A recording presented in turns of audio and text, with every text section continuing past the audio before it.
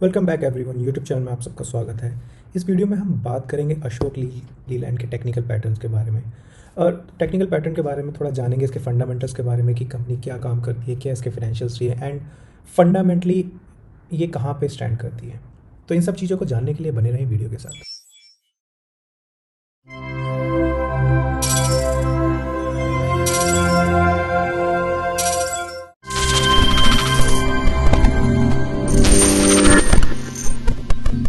आइए तो अशोक लीलैंड के टेक्निकल पैटर्न के बारे में जानने से पहले समझते हैं क्या इसके फंडामेंटल्स हैं और मे बी फिनेंशियल्स कैसे हैं, क्या इसकी होल्डिंग पैटर्न है, एफआईएस का क्या रहा है। अगर हम इसकी बात करें, करंटली इट्स ट्रेडिंग अराउंड 177 के आसपास पे, और ये एक इंडस्ट्री सेक्टर में आ रहा है where it's a manufacturer of trucks and buses.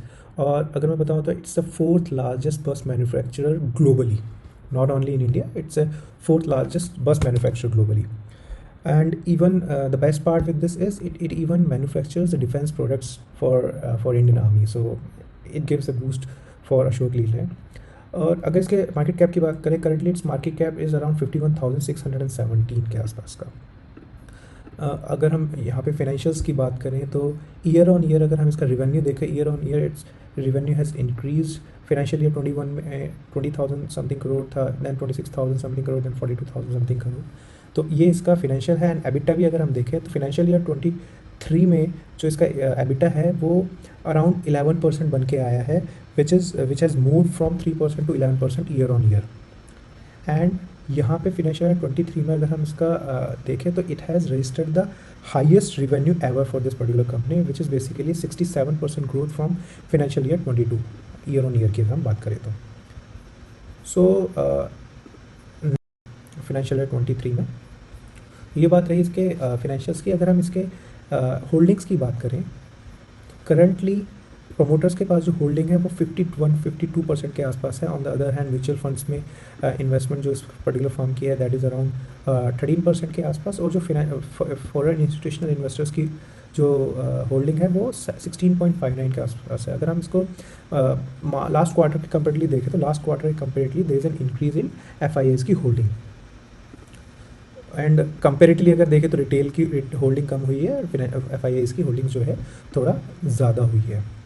और उसके अलावा अगर हम इसकी बात करें तो इसकी ग्लोबल प्रेजेंस की बात करें तो फिनेंशियल ईयर 21 में इसकी जो ग्लोबल प्रेजेंस थी वो अराउंड 28 कंट्रीज़ में थी, which has increase to 38 countries in financial year 23। 1.48% का इसका डिविडेंड यील्ड है। एंड ऑपरेटिंग प्रॉफिट जो हमने बात करा था 17 करोड़ से 2026 करोड़ का इसका बन के आया है।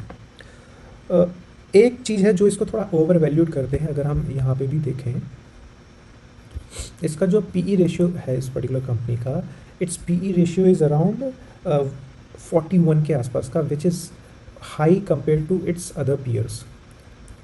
सो अगर हम इसके पीयर्स की बात करें तो इसका 41.6 के आसपास पी रेशियो बन के आता है, एशियर का 32 है, एसएमएल इसूजू का अच्छा खासा ज़्यादा है, and automobile corporation of Goa का 35 के आसपास है। सो ये थोड़ा ओवर वैल्यू दिखाता है, बट अगर इसके ईयर ऑन ईयर नंबर्स की बात करें तो धीरे धीरे वो इंक्रीज़ होके आ रहे हैं।